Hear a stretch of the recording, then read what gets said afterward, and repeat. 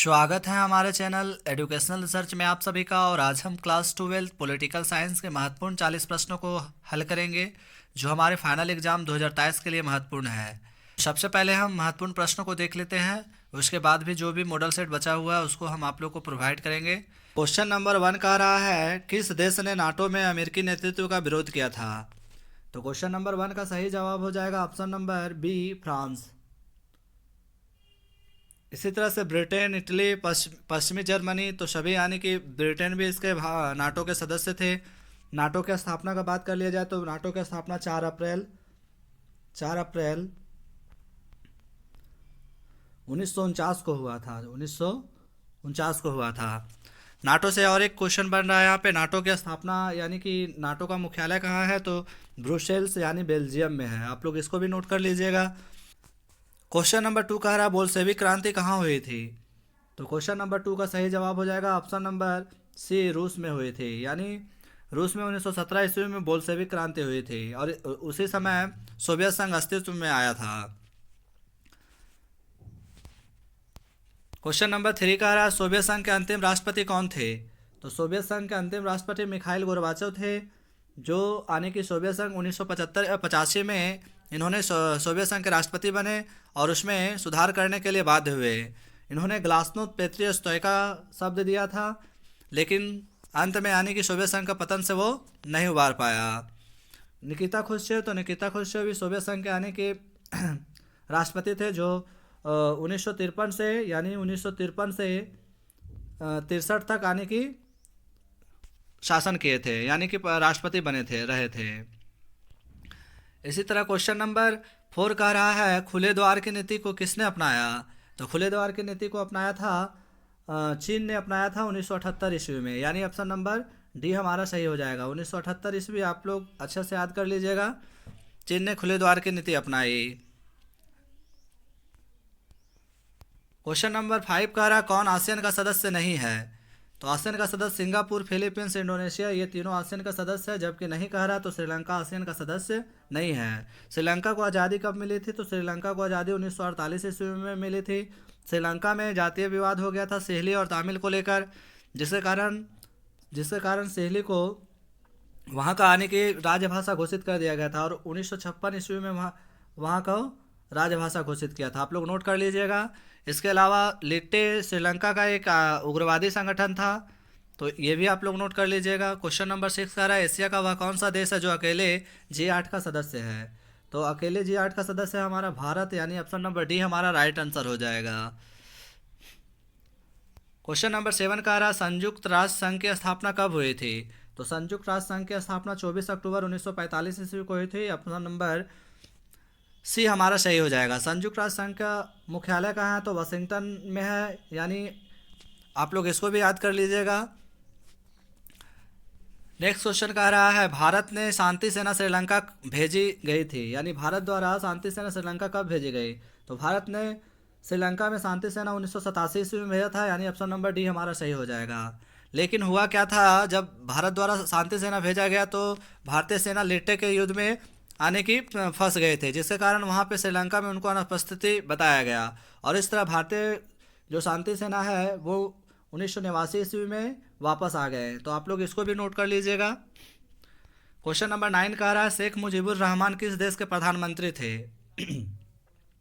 तो शेख मुजीबुर रहमान 1971 ईस्वी में बांग्लादेश की स्थापना हुई थी, उस समय वहाँ का प्रधानमंत्री बने थे, यानी ऑप्शन नंबर बी हमारा सही आंसर हो जाएगा।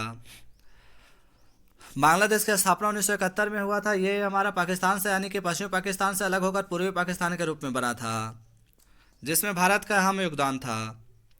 क्वेश्चन नंबर 10 कह रहा है, सार्क का प्रथम शिखर सम्मेलन कहाँ हुआ था? तो सार्क का प्रथम शिखर सम्मेलन ढाका में हुआ था। बांग्लादेश की राजधानी ढाका है और 1985 ईस्वी में हुआ था। तो आप लोग इसको भी नोट कर लीजिएगा अच्छे से। वहीं क्वेश्चन नंबर 11 कह रहा है, एमनेस्टी इंटरनेशनल का संबंध किससे है? तो एमनेस्टी इंटरनेशनल का संबंध मानवाधिकार से है। मानवाधिकार 1948 ईस्वी में इसकी स्थापना हुई थी और वहीं बता दें कि 10 दिसंबर को विश्व अधिकार मनाया जाता है। 10 दिसंबर, कितना?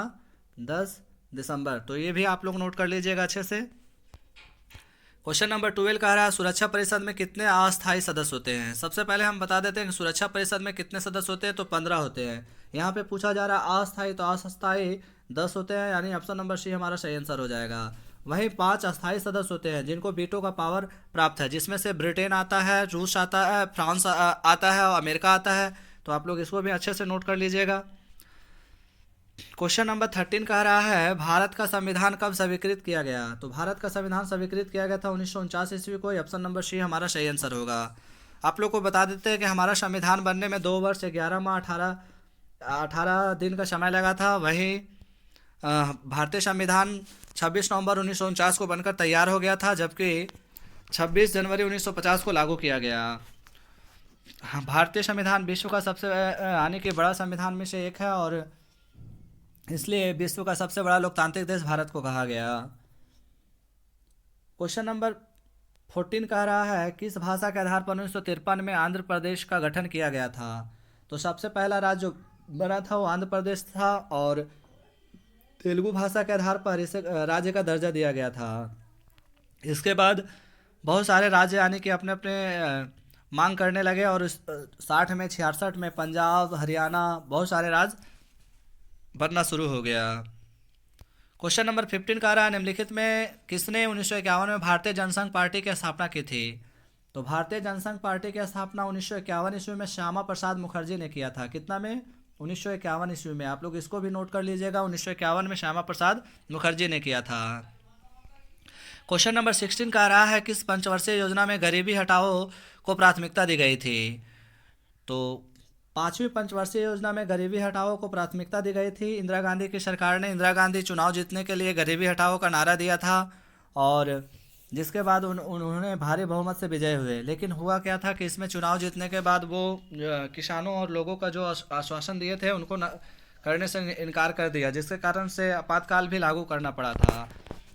तो ये सब सारे फैक्ट्स हैं, आप लोग को पहले भी बता चुके हैं। आपातकाल जब भी पूछा जाए तो 25 जून 1975 हमारा क्या हो जाएगा, आपातकाल से संबंधित है और ये इंदिरा गांधी के कहने पर फरुखुद्दीन अली अहमद ने किया था। इसी तरह अगर यदि आप लोग से पूछा जाए प्रथम पंचवर्षीय योजना का काल क्या था, तो प्रथम पंचवर्षीय योजना का काल 1951 से 56 था। कितना से? 1951 से 56। तो नोट कर लीजिएगा। प्रथम पंचवर्षीय योजना में कृषि पर जोर दिया गया था, जबकि द्वितीय पंचवर्षीय योजना में उद्योग धंधे पर जोर दिया गया। द्वितीय पंचवर्षीय योजना का काल पूछा जाए तो 1956 से 1961 था। तो सारे थॉट्स जितने भी यहाँ पे क्वेश्चंस दिए गए सभी इंपॉर्टेंट है और आप लोग अच्छे से करके जाइएगा ताकि एग्जामिनेशन में किसी प्रकार का कोई दिक्कत ना हो। क्वेश्चन नंबर 17 कह रहा है कि देश के विभाजन के समय नोआखली नामक स्थान चर्चा में क्यों था। नोआखली बांग्लादेश का यानी कि भाग है और आप लोग अच्छे से जान लीजिएगा ये भारत पर पाकिस्तान आक्रमण के कारण हुआ था और उस समय चर्चा में था। तो आप लोग अच्छे से कर लीजिएगा। बांग्लादेश की स्थापना 1971 में हुए थे। क्वेश्चन नंबर 18 कह रहा है दूसरी पंचवर्षीय योजना का प्रारूप किसके द्वारा तैयार किया गया था। दूसरी पंचवर्षीय योजना पीसी महालनोबिस के द्वारा तैयार किया गया था। ऑप्शन नंबर बी हमारा सही हो जाएगा। दूसरे पंचवर्षीय योजना का काल पूछा जाए तो अभी हम लोग आपको बताए थे 1956 से 1961 था और ये उद्योग धंधों पर जोर दिया गया था। क्वेश्चन नंबर 19 कह रहा है किस देशी रियासतों के शासकों को दिया जाने वाला प्रिवी पर्स किस वर्ष समाप्त कर दिया गया था। तो देशी रियासतों को दिए जाने वाले प्रिवी पर्स समाप्त कर दिया गया था 1971 में इंदिरा गांधी के सरकार के समय में। और 1971 में इंदिरा गांधी ने चुनाव जीतने के लिए गरीबी हटाओ का नारा दिया था। इसके अलावा आप लोग को बता दें तो 1969 का काल जो है 1969 में कांग्रेस का विभाजन हुआ था और इसके अलावा 1972 तो 1972 में दलित पैंथर्स आया था। तो आप लोग सारे यानी कि जितने भी यहाँ पे दिए गए लेटेस्ट इस पर भी क्वेश्चन कुछ ना कुछ दिए गए हैं, तो आप लोग अच्छे से करके जाइएगा। वहीं क्वेश्चन नंबर 20 कह रहा नीति आयोग का पदेन अध्यक्ष कौन होता है। तो नीति आयोग का पदेन अध्यक्ष प्रधानमंत्री होता है। ऑप्शन नंबर ए हमारा सही हो जाएगा। वर्तमान में प्रधानमंत्री कौन है, प्रथम प्रधानमंत्री कौन थे, ये सब आप लोग अच्छे से करके चल जाइएगा। इसके अलावा भारत के प्रथम उपराष्ट्रपति कौन थे, तो आप लोग हमको कमेंट बॉक्स में लिख के बताइएगा। साथ ही वीडियो पर नए हैं तो हमारे चैनल को लाइक करिए, सब्सक्राइब करिए, शेयर करिए ताकि सभी विद्यार्थियों के पास मेरा वीडियो पहुंच सके। और जिस प्रकार के वीडियो आप लोग को चाहिए आप लोग हमें कमेंट बॉक्स में लिख के भेजें ताकि हम आप लोग के लिए उस तरह का क्वेश्चन पेपर तैयार कर सकें। क्वेश्चन नंबर 21 का रहा 1977 में जनता पार्टी के शासन में कौन प्रधानमंत्री बना था? तो जनता पार्टी का आने की स्थापना 1977 में हुआ था और उस समय मोरारजी देसाई का सरकार बना था, जो महज कुछ ही समय में आने की इसकी सरकार गिर गई थी। और फिर उसके बाद 1980 ईस्वी में मध्यावधि चुनाव हुआ था, जिसमें कांग्रेस पार्टी फिर एक शक्तिशाली सत्ता के रूप में उभर कर सामने आया था। तो सारे प्रश्न हमारे एग्जामिनेशन के लिए इंपॉर्टेंट है, आप लोग अच्छे से करके जाइएगा।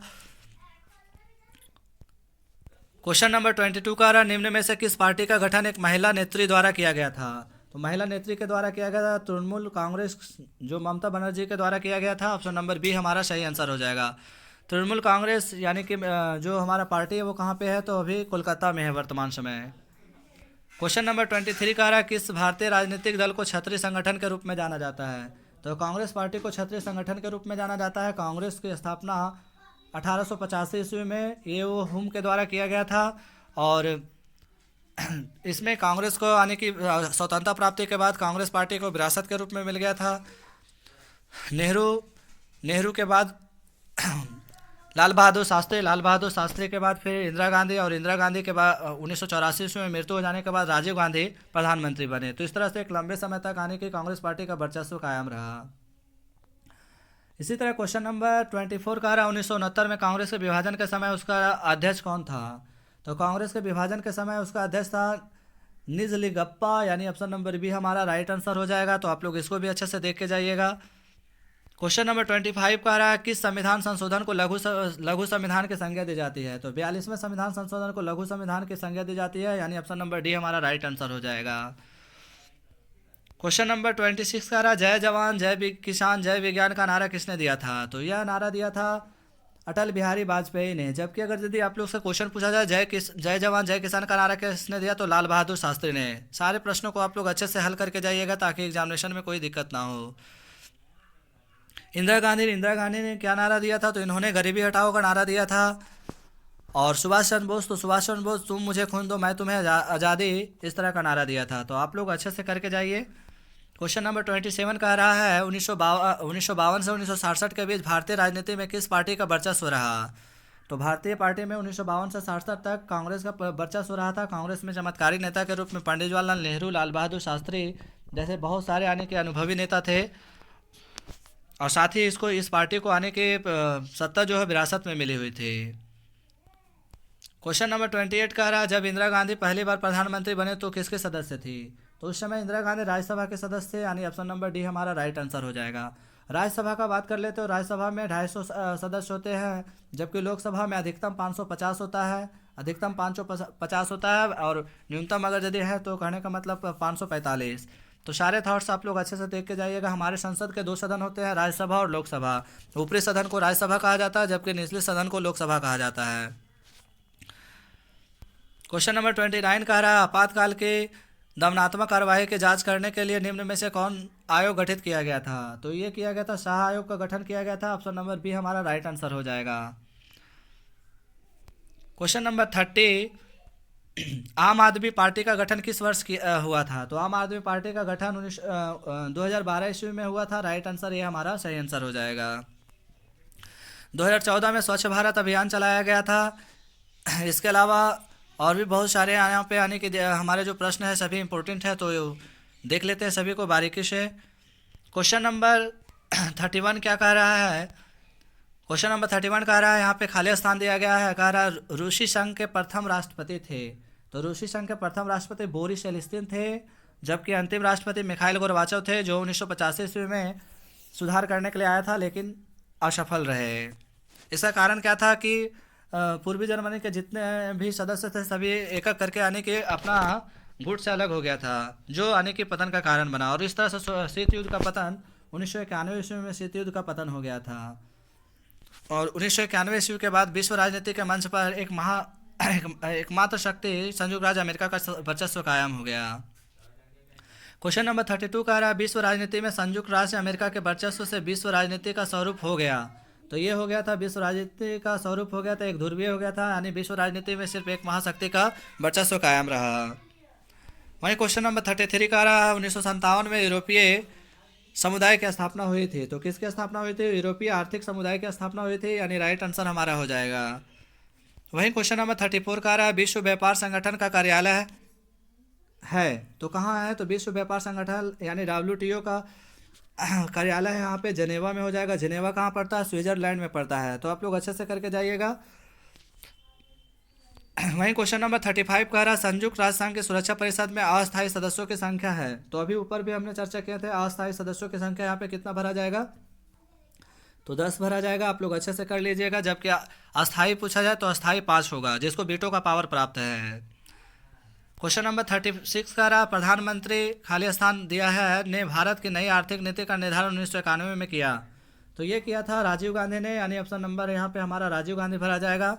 तो आप लोग अच्छे से देख लीजिए। वहीं क्वेश्चन नंबर 37 कह रहा है लिट्टे खाली स्थान कह रहा है एक उग्रवादी संगठन है। तो लिट्टे श्रीलंका का एक उग्रवादी संगठन है, यानी हमारा यहाँ पे श्रीलंका भरा जाएगा। श्रीलंका में लिट्टे के यानी कि भारत ने शांति सेना जब भेजा तो लिट्टे के युद्ध में ही फंस गया था। 1987 में भारत शांति सेना भेजा था और 1989 ईस्वी में वापस आ गया। क्वेश्चन नंबर 38 कह रहा है सार्क खाली स्थान दिया गया है में अस्तित्व में आया। तो सार्क कब अस्तित्व में आया था, 1985 ईस्वी में सार्क अस्तित्व में आया था। सार्क में 7 देश है शामिल थे उस समय, भारत, पाकिस्तान, नेपाल, भूटान, मालदीव और बांग्लादेश। तो सार्क का प्रमुख उद्देश्य था सभी देशों के एक दूसरे देशों के साथ सहायता करना, एक दूसरे देशों के साथ युद्ध ना करना। तो इस तरह का आने की सार्क की स्थापना की गई थी, लेकिन ये सफल नहीं रहे। क्वेश्चन नंबर 49 कह रहा है हरित क्रांति से किसे लाभ हुआ। तो हरित क्रांति से कृषि को लाभ हुआ था। और हरित क्रांति का काल तक क्या था, तो 1960 से 1970 का दशक हरित क्रांति का काल माना जाता है। और हरित क्रांति के साथ में HY भी बीज का प्रयोग किया गया था, जो कि उच्च पैदावार का बीज था। और इससे गेहूं और चावल के में दोगुना वृद्धि हुआ था। और इससे सबसे अधिक आने के लाभ पंजाब और हरियाणा में हुआ था। पंजाब और हरियाणा में, कहाँ, पंजाब और हरियाणा में हुआ था। और इसके अलावा हरित क्रांति का जो जिस क्षेत्र में यानी कि सिंचाई का साधन सही नहीं थे, वहाँ पे ये अधिक कारगर नहीं हुए। लेकिन फिर भी उस समय यानी कि हरित क्रांति जो थे, ऐसा स्वामीनाथन इसका यानी कि कहने का मतलब है जनक कहा गया है हरित क्रांति का। तो आप लोग अच्छे से करके जाइएगा। क्वेश्चन नंबर 40 और आखिरी कह रहा है कि 1987 में खाली स्थान दिया गया है कि राष्ट्रपति जयवर्धन ने भारत से शांति सेना पर हस्ताक्षर किया। तो ये किया था श्रीलंका के राष्ट्रपति ने। तो इस तरह से हमने महत्वपूर्ण प्रश्नों जितने भी 40 प्रश्न थे सभी का हल कर लिए हैं। साथ ही आप लोग अच्छे से तैयारी करिए और एग्जामिनेशन में जाने से पहले हमारे वीडियो को देख कर जाए और सारे बच्चों को हमारे वीडियो को शेयर करें, ताकि सभी बच्चों को अच्छे से आने की प्रश्नों को हल कर सके। साथ ही हमारे वीडियो पर नए हैं तो लाइक, सब्सक्राइब, शेयर करिए, ताकि हम आप लोग के लिए और भी वीडियो बना सकें। धन्यवाद।